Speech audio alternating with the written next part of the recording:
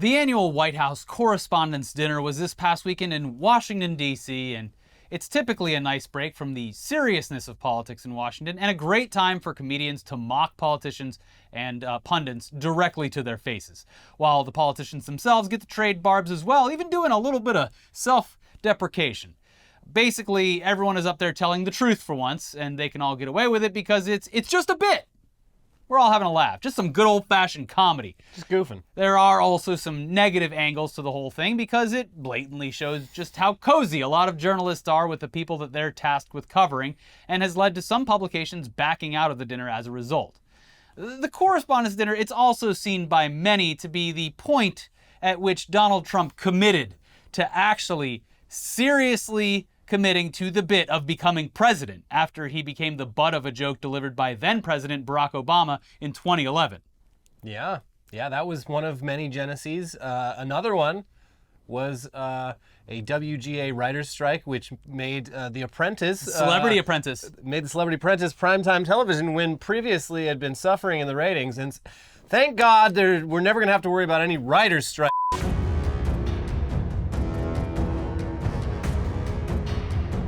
And also, CNN just announced the Trump Town Hall. We're back. So everything is one big loop that gets shorter and shorter the faster we careen toward the apocalypse. So yeah, but back to the White House Correspondents' Dinner. Yeah. We should probably point out that, presidents have historically been involved in these dinners, but during his presidency, Donald Trump refused to attend the dinner every single year. But as a comedy consolation prize, here's a new photo of him from Scotland this week, where he broke ground on yet another Trump golf course. They love him in Scotland, don't they? I think they do, right? Anyways, the event got back to normal after missing some dates because of the pandemic. Biden has been involved during his presidency, and this past week was no exception. But Biden was not the only one who was back because please allow us to act all libbed up for a moment. I don't know if you saw this, but everyone's favorite inside joke, Dark Brandon also made an appearance. Oh, Dark Brandon showed up? Roy, the podium is yours. I'm going to be fine with your jokes, but I'm not sure about Dark Brandon.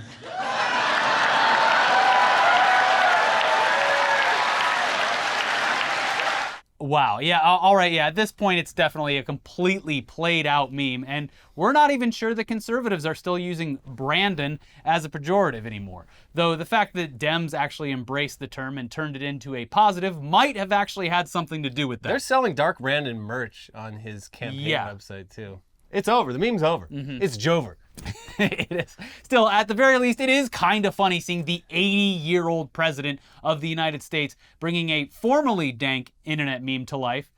Plus, he's only considered Dark Brandon when he's actually making decisions that are popular with people on the left. And he hasn't been doing too much of that lately. No. So if he really wants to embrace the Dark Brandon persona, he better get to work on gun control, abortion access, universal health care, and so on and so forth. That student loan forgiveness that was promised, all that stuff is Dark Brandon energy, not putting on some glasses in front of a expensive dinner. You know what would be the darkest thing Brandon could do is call up Dianne Feinstein and make her actually resign from her job. Yeah, she's still out. So that the Dems aren't completely kneecapped in the Senate. That would be cool. Yeah. That'd be real dark, Brandon. Real dank, Brandon. Anyway, Brandon did get some other digs in while he was on stage, and credit where it's due, it was the most energetic and lively we've seen him since that WWE-style entrance that he had in Ireland a few weeks back. Yeah, I think, in general, that just pepped him up a bit. I mean, a trip to Ireland will do that. Yeah, he came back and he's like, this is the perfect time for the Correspondents' Dinner. I am amped. Yeah. I'm ready to go. It's like, you use the Irish Spring soap in the shower in the morning, and you're like, wow, I feel ready. Every day in Ireland feels like that. Yeah. He should govern from there. The fountain of youth is in Ireland. That's why they've been fighting over it for so long. It is the Blarney Stone. That's why the Brits refused to completely give it all back. It would be so easy for them to do so. Yeah. Anyway, here's dark or normal Brandon making fun of Elon Musk. But not everyone loves NPR. Elon Musk tweeted that it should be defunded. Well, the best way to make NPR go away is for Elon Musk to buy it. got him. Anyway, Musk has not responded to this criticism, which is an incredible amount of restraint from a guy who flew back to Twitter HQ right after the Super Bowl to demand answers regarding Biden's Twitter popularity versus his own. Yeah, so the fact that he hasn't mentioned this, pretty good. Pretty good. Biden also took some jabs at Fox News. It's great the cable news networks are here tonight. MSNBC owned by NBC Universal. Fox News owned by Dominion Voting Systems.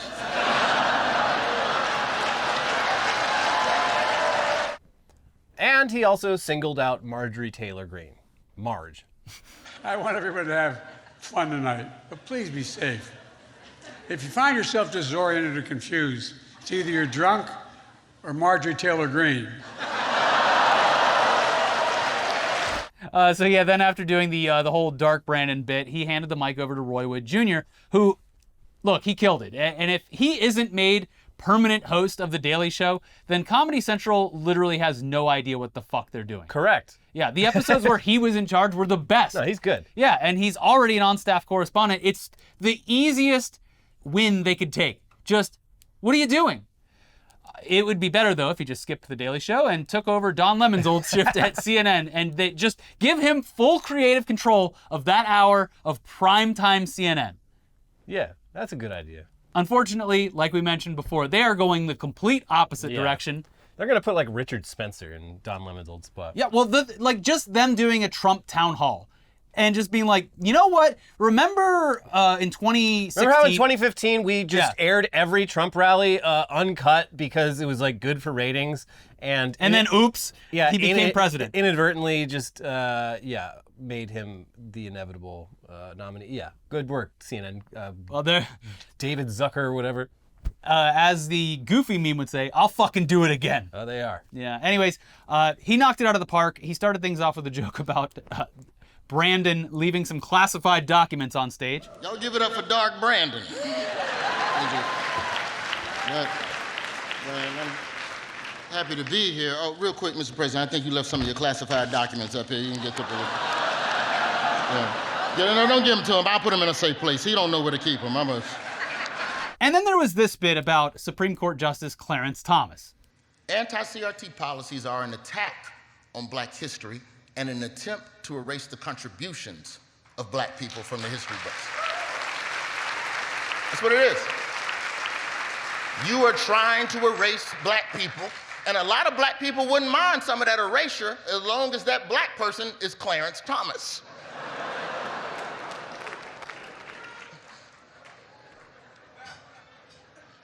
A billionaire named Harlan Crow is flying Clarence Thomas all over the world on unreported trips, like an Instagram model, taking Clarence. This man bought a Supreme Court justice. Do you understand how rich you have to be to buy a black one on top of that? There's only 2 in stock. And Harlan Crow owns half the inventory.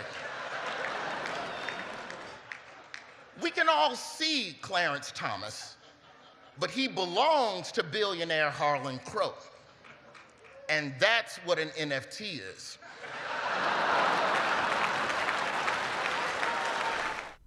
Speaking of Clarence Thomas and the rest of that Supreme Court and all those other justices, they're facing an ethics investigation this week by the Senate Judiciary Committee for some pretty justifiable reasons. I don't know if you've been keeping up here, but surely you remember the scandal from a few weeks back where, thanks to an investigation by ProPublica, one of the last remaining outlets that does journalism. Yeah, seriously, jeez. It came to light that Clarence Thomas had been on the receiving end of lots of lavish gifts and luxurious vacations thanks to a Republican mega donor named Harlan Crow over the course of 2 decades. Yeah, a long time. But that wasn't all. It was also discovered that Harlan Crow purchased property from Clarence Thomas, and not only did Thomas never disclose any of this, apparently one of the homes belonged to Thomas's mother, who, even though the house had allegedly been sold to billionaire Harlan Crow, was still living in the house as if nothing had happened at all. Also, Harlan Crow collects a lot of Nazi shit. There's a lot going on There's here. a lot with him. Yeah, and also people were coming out in defense, and then immediately people would just write back and be like, oh, cool, looks like he donated to you too. Very odd that you would come out and defend this guy. It was a really fun week where, every one of this guy's defenders, like, works for some fucking like libertarian institute or some shit that like receives millions of dollars from Harlan Club. But also very specifically buying Clarence the house that his mother lives in, and then being like, you know what? I think it's fine. Just I think the old lady can stay. I think that this is How probably... old is Clarence Thomas' mom? My God, jeez.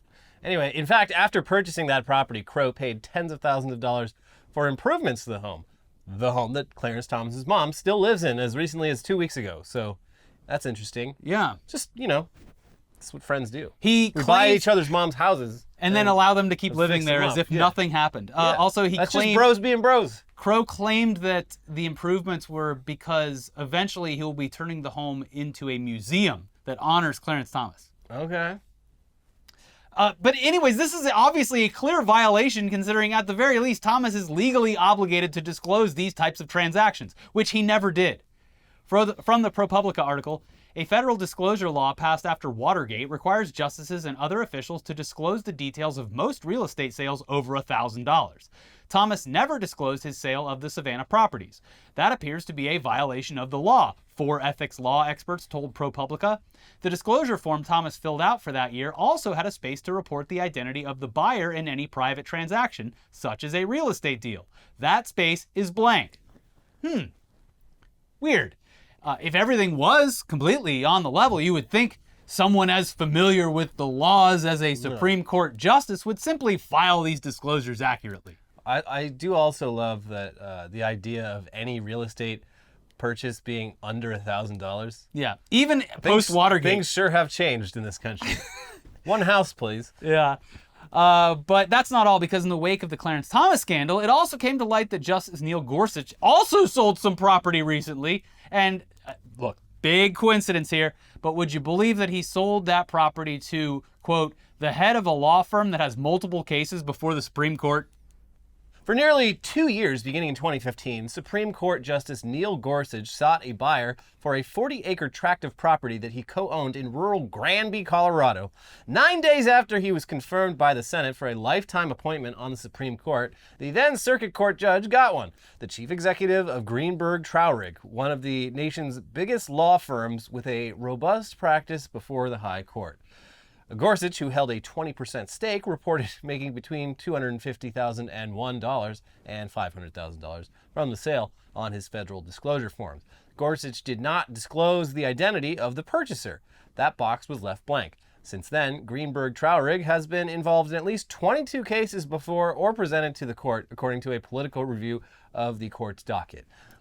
Yeah, but maybe a tiny conflict of interest there. Yeah, but look, I mean, look, I don't know. It's property and shit. Rich and powerful people are always buying highly sought after property that other people own. It's just suspicious that, looking for a buyer for, quite a while before becoming a Supreme Court justice, and then just all of a sudden, oh, would you look? It just fell into my lap. A buyer. Yeah. But at the bare minimum, if all of this was supposed to be totally fine, then why did both justices explicitly leave those sections of their disclosures blank?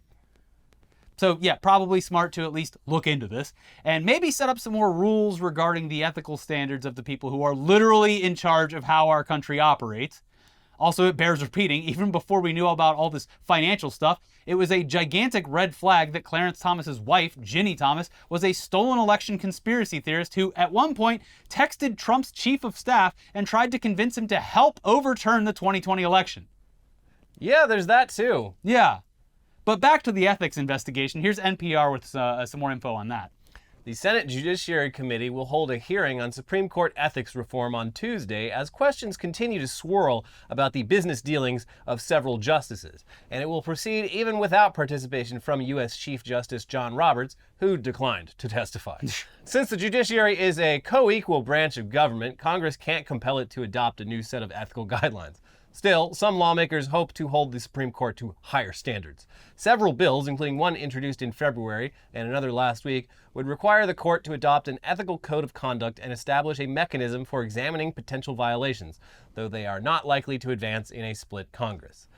So yeah, classic impasse. Something clearly needs to be done, new rules in place, but we just can't do it because even simple things that should be bipartisan, like not having corruption in the fucking Supreme Court, You can't move forward with that because our politicians are literally fucking insane Yeah. and bad and not good. Yeah, it seems like the moments immediately following the revelations that there might have been a little quid pro quo between millionaires, billionaires, and Supreme Court justices, that would be the perfect time to actually look into this, maybe create new legislation and actual codes of ethics and make them adhere to that. And there should probably be unanimous support from lawmakers during all of this, but I don't know. It's kind of like the gun control argument. You just kick the can, and the statement comes out. It's like, well, now's not the time to discuss this. When it really seems like immediately following a mass shooting is exactly the time that you should be discussing gun control, especially when there's a new mass shooting that resets the clock before they're even done handing out thoughts and prayers for the last one. But, speaking of insane politicians, guns, and a distinct, intentional lack of empathy, Greg Abbott can go fuck himself. Yeah, so we said this a few weeks ago. Honestly, we would have to say it every week to be specific, but Yeah. we don't like covering all this mass shooting stuff in this country because they are horrific, way too frequent, and very maddening because everyone just yells at each other for a few days and then forgets about it. And before you can even start raising the flags back up from half-mast, another mass shooting. This weekend was, of course, no different, but that didn't stop Texas Governor Greg Abbott from taking the opportunity to put out the most dehumanizing response to a mass shooting in his state that we may have ever seen. Just real goblin shit. Yes. You probably already know the details. Basically, a dude shot and killed 5 people, including a young boy, because someone complained about him shooting his gun in his yard, which I guess he's allowed to, I don't know. Texas is an interesting state, but yeah, he was shooting his gun, just pop, pop. And they were like, hey, it's loud. You're firing a gun. Please stop. And so he killed a whole family. So yeah, the morning after the shooting, while the suspect was still on the loose, and by the way, remains on the loose as of when we filmed this, Texas Governor Greg Abbott posted a photo of his golden retriever with the caption, "All smiles for the weekend." This is after the shooting took place. Yeah. Yeah. It only got worse from there because when Abbott finally did acknowledge the shooting, he made sure to specifically mention that everyone killed were actually just illegal immigrants. And also that the gunman was an illegal immigrant too. All his words and some of the most dehumanizing language used to describe the victims of a tragedy that we've seen in recent memory. Also, not even true in several cases. We'll get to it. Yeah, but so on Sunday, 2 days after the shooting took place, and a day after the All Smiles for the Weekend post, Abbott posted the following to Twitter. I've announced a $50,000 reward for information on the criminal who killed 5 illegal immigrants Friday. Also directed Operation Lone Star to be on the lookout.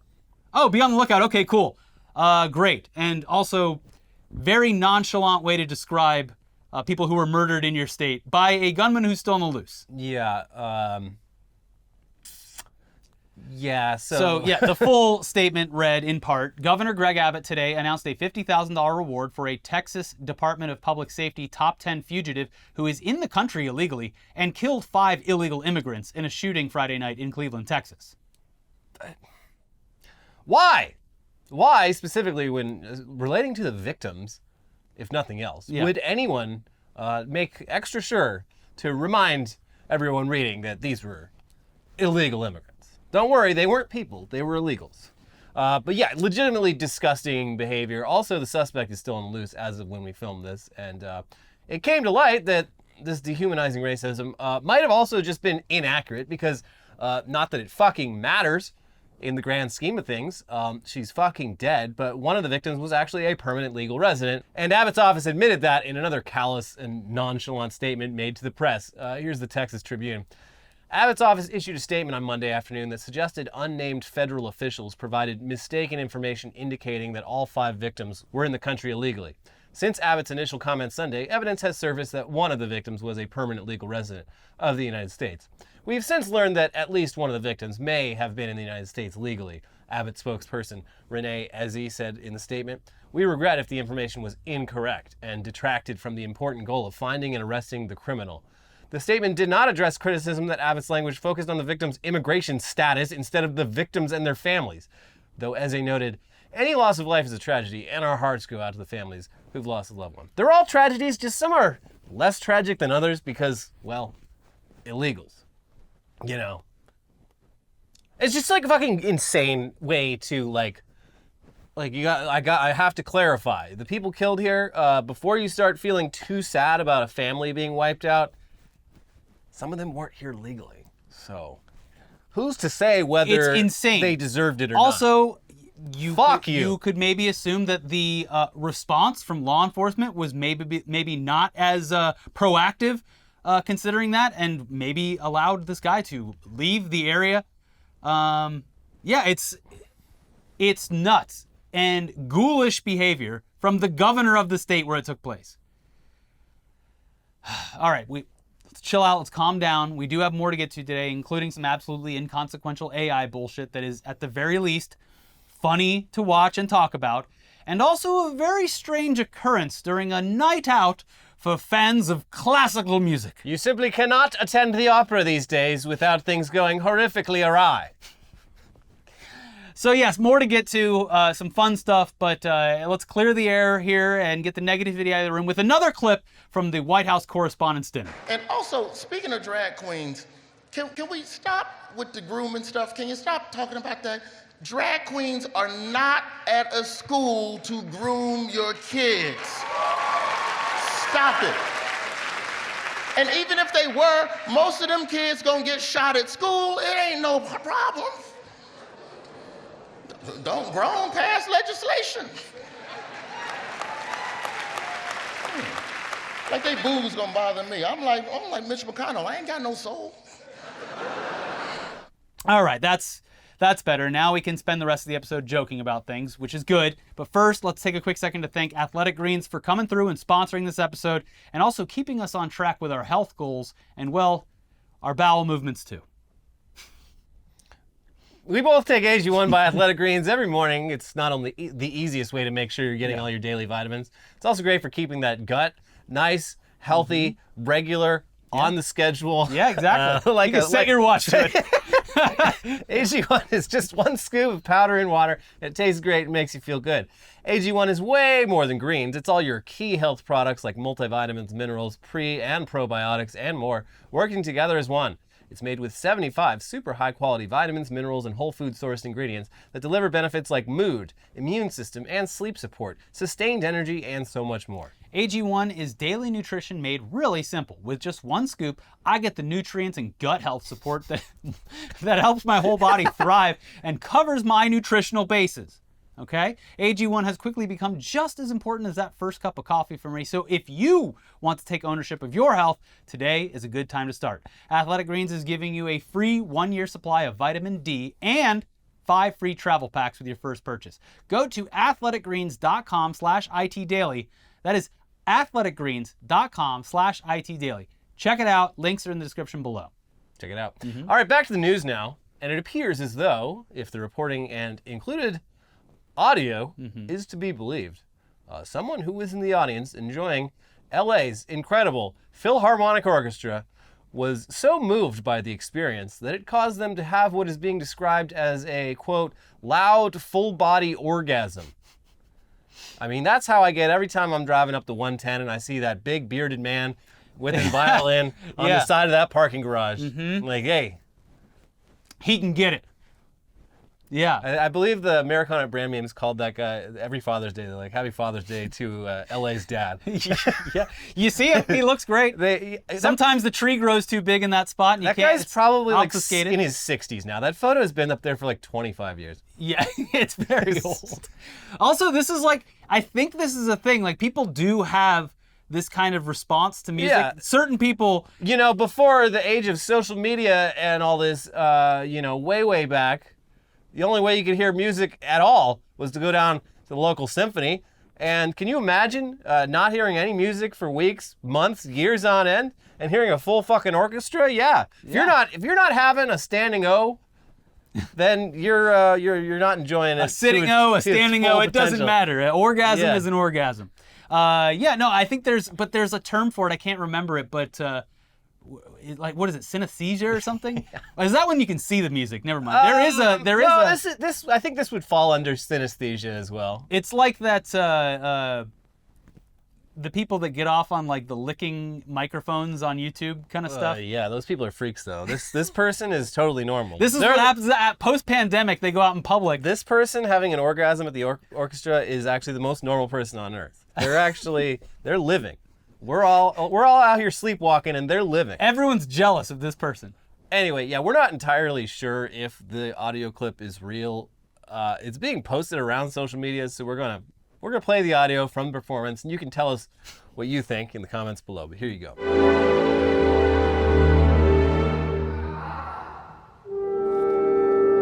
Okay, well. Interesting. So yeah, regardless of whether or not that's the actual audio, we are inclined to believe it is.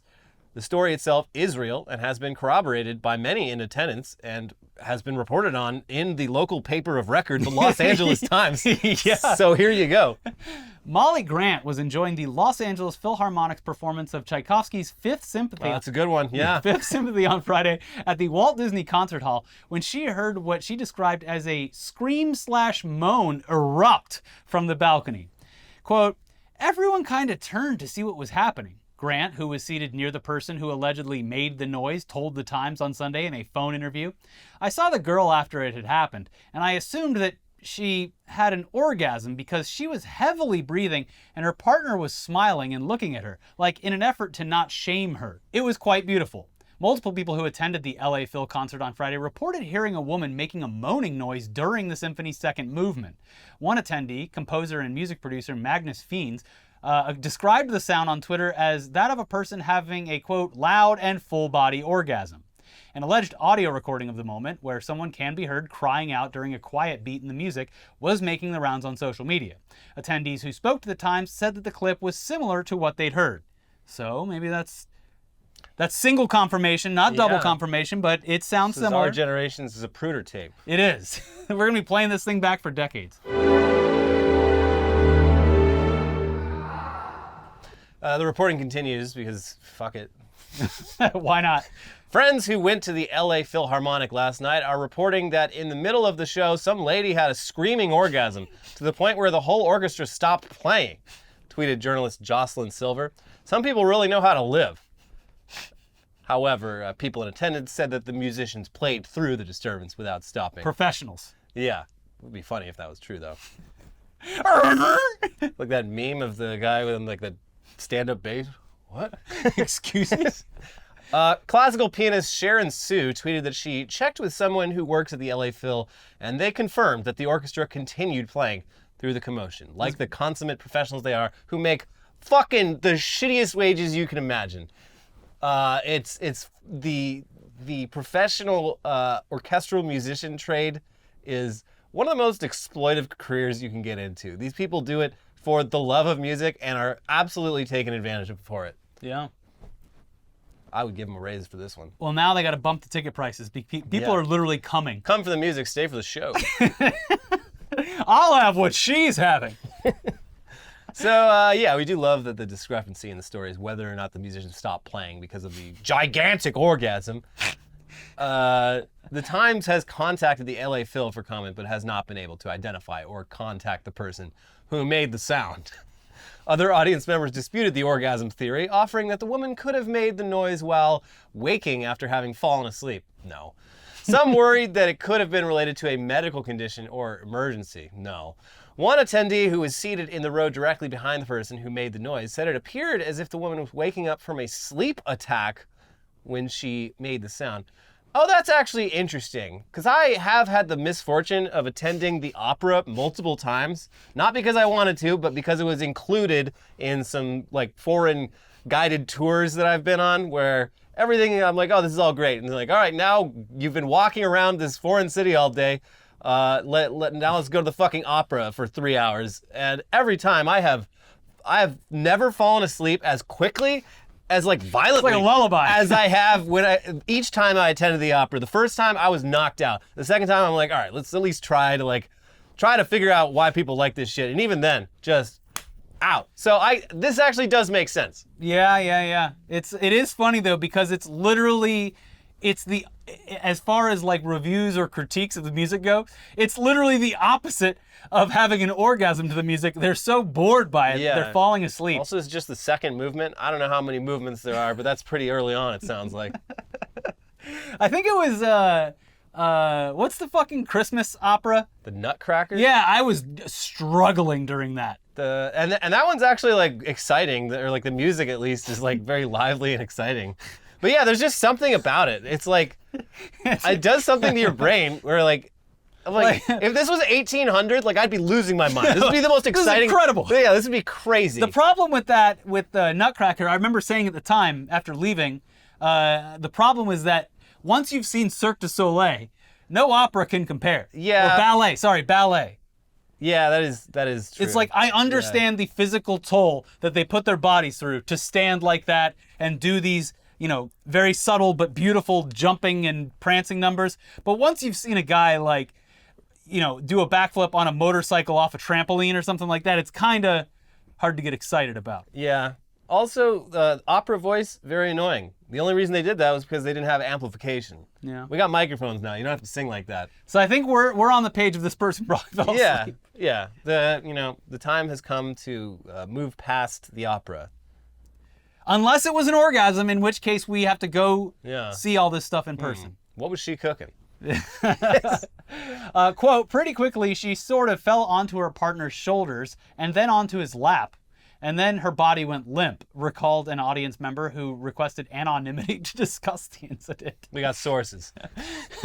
Maybe like 5 seconds later, she kind of awoke, and that's when she let out a scream. I know someone else mentioned she was smiling, but I'm pretty sure she was just really embarrassed because other people were looking at her, the audience member told The Times. Another concert goer emailed The Times to say he heard the noise, but did not think it was a sound of ecstasy. The LA Phil's online program notes include this description of the second movement of Tchaikovsky's Symphony No. 5. The luscious main theme was adapted for a popular love song. Tchaikovsky's skillful orchestration, however, lifts the mood from sentimentality to high romanticism. The movement's principal melody is presented in a memorable solo by the horn, followed by other appealing woodwind solos. All right. So they're kind of... I think they saw the reaction and they're like, we have to play this up as an orgasm. Otherwise, it's people just falling asleep during our show. Or she was getting, Yeah, that's the thing, is it could be both. It could be she lost control. She was having such a violent, as they call it, full body orgasm that she lost control, went down for a sniff, and then erupted. Who's to say? There are a lot of ways this could go, but we may never know unless this woman makes her side of the story public. I'm afraid she never will. Yeah. But I hope she does. This is the one time she remained silent.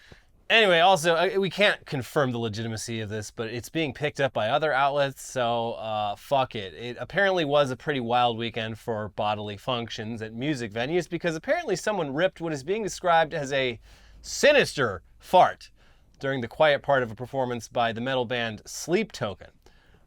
If for some reason this gets struck for audio, we will cut it and leave a link in the description, but here you go. You tell us what you hear.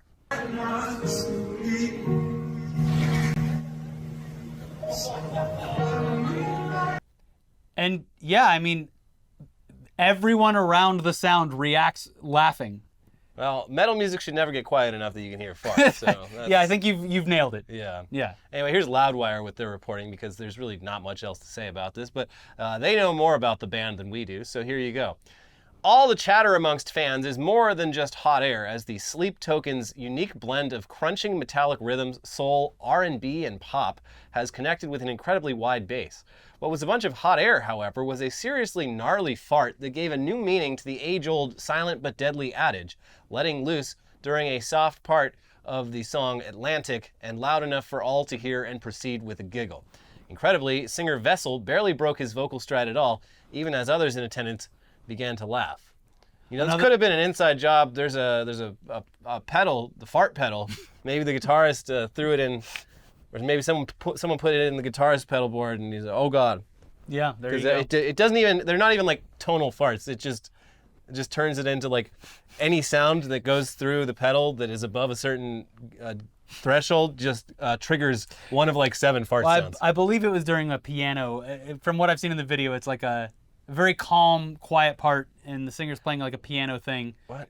But again, musicians, professionals, they just kept trucking on. Oh, like the people that played when the Titanic was going down. Both the LA Phil and Sleep Token just kept right on trucking. But yeah, at least this one was funny. And I guess the Orgasm one was too, because look, it could be worse. Last year, someone shit in the middle of a mosh pit at the Turnstile show, which is gross and also a biohazard. Did that just get everywhere? Yeah, it apparently ended up on stage. You wouldn't notice that like at first because you're not. You slip in it. Yeah, you can't really see. And then you do a couple spin kicks. Oh God. People are doing cartwheels and all kinds of stuff, just spreading it around. Lord. But the responses to this, the pooping itself, not funny. Don't do it. But the responses at the time were funny. Someone shitted in the Turnstile pit last night, no lie. Shitted.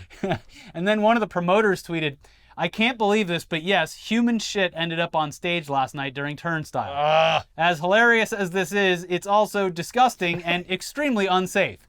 Please, if you have any idea who it was, please let me know, as that person should not be allowed at shows ever again." And then just a casual drama enjoyer chimed in saying, "Imagine you wake up and see the entire West Coast talking about you shitting on the floor at the Turnstile show." So yeah, I mean, we're not entirely sure what's going on at concerts these days, but they are breaking boundaries. That people are new, exciting ways of being comfortable in these scenarios. Too comfortable. Everyone needs to get a little bit more uptight. Farts at metal shows, poop at hardcore, orgasms at the Philharmonic. We need another pandemic. You guys aren't ready for the real world yet. And also, I'd like to add that for sure, a bunch of Bad Bunny fans pissed themselves because they were staked out front row at Coachella for like 8 hours. From the second doors opened until the second Bad Bunny performed, there were dozens of people that were there the entire time. And some of them had to have pooped or peed themselves. Yeah. It's just impossible for that not to have happened. Everyone just needs to calm down. Yeah. Everyone kind of lost it during the pandemic, and they are not prepared to reacclimate. Please be better.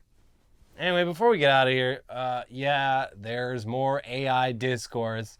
And yeah, it's all dumb. It's dumb as hell. But it's dumb in a way that makes the most vocal proponents of AI seem very gullible, stupid, and also blind.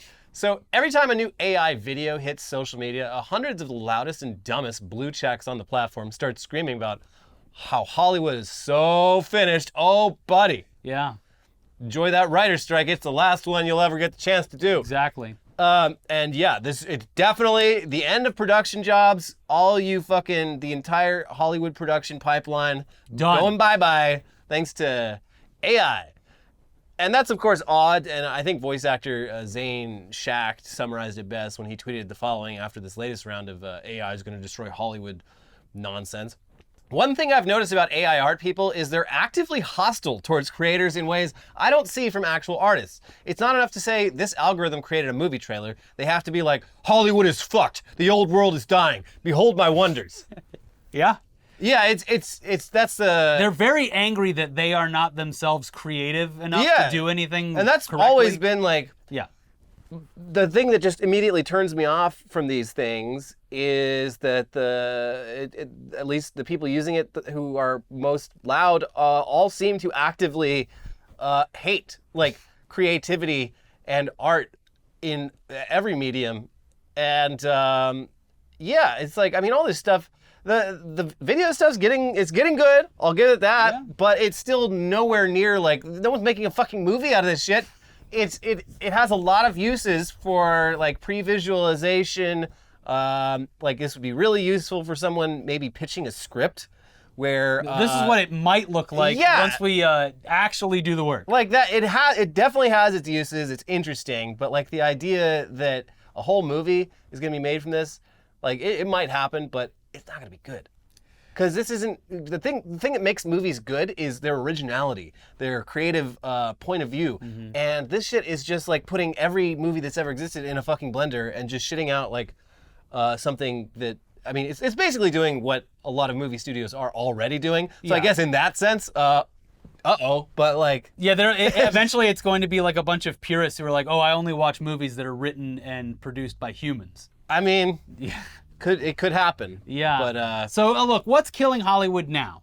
Well, honestly, probably the writer's strike if the studios don't get off their lazy, greedy asses, start meeting some demands. But on Twitter, AI is responsible for the death of Hollywood productions, even commercials. R.I.P. Hollywood. Because over the weekend, a few examples of AI-produced commercials started appearing, and we're just going to show you some of this stuff because, I mean, we're actually wondering, are these people blind?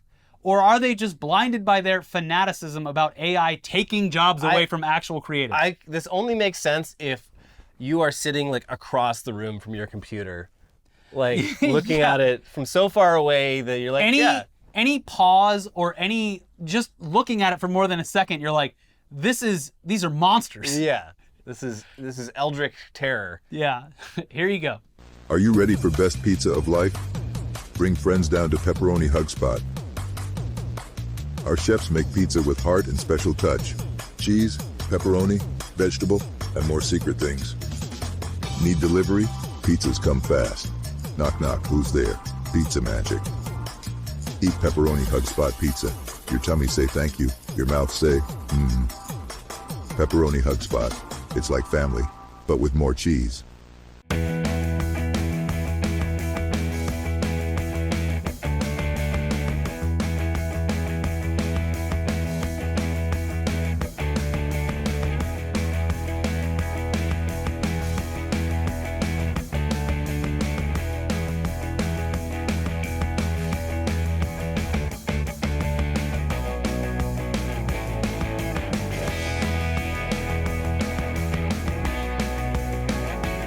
Yeah, that looks like fucking dog shit. Yeah. I mean, sure, we wouldn't put it past big Hollywood studios or even smaller production companies to use this tech to make a commercial for a product. Quiznos isn't doing so good anymore, but I could see them really... Quiznos did have those weird little animals they 20 love years the moon. ago. Yeah. But yeah, we're not entirely sure that this is going to yield the results that they're hoping for. Also, with the writer's strike looming, it will be interesting to see if some absolute moron executive decides to test the union and just starts pitching AI as a replacement because, whoo boy, Yeah, I kind of hope they do it. Well, the problem is the results won't be visible for a year with all the stuff that's going into production. So That's true. Everything that's already been written and produced, everyone for like the next 6 months is gonna be like, "Whoa, look, what? Nothing bad has happened except for the late night shows aren't in production." But again, as people pointed out, like 16 years ago, you had Conan O'Brien, who is a comic mastermind who can at least kill some time. Yeah, and even he made it like meta enough that it was fun. Yeah. But yeah, it's. Anyway, we're sure that some of you are old enough to remember the writer's strike from 2007. But yeah, it was a wild time. If it happens again, things could get a lot weirder. Looks like. Yeah. Well, we'll keep you updated on that. It's Saturday Night Live featuring ChatGPT and Bobby Moynihan. Luckily, a lot of the actors and the rest of the production people are on the side of the union, so Right. not going to be participating. So it will have to be these like really fucked up video versions too. Yeah. Huh. Anyways, that's it for today. Make sure you like the video, subscribe to the channel, and if you haven't already, please make sure to watch our other videos. Weekly Weird News was a triumph this weekend. A new character came into existence. Arthur Knight, English gentleman and dandy. And he is a very bad person who is a very entertaining character. Yeah, I'll say that. Yeah, there you go. So make sure you watch that and the most recent episode of News Dump. We'll be back for some tech news soon. In the meantime, hit the like button. Do it. Leave a comment. Discuss the AI and whatever else we talked about today. The fart. Yeah. The fart and the orgasm. Yeah. What do you think? Which side of the aisle are you on? Bye.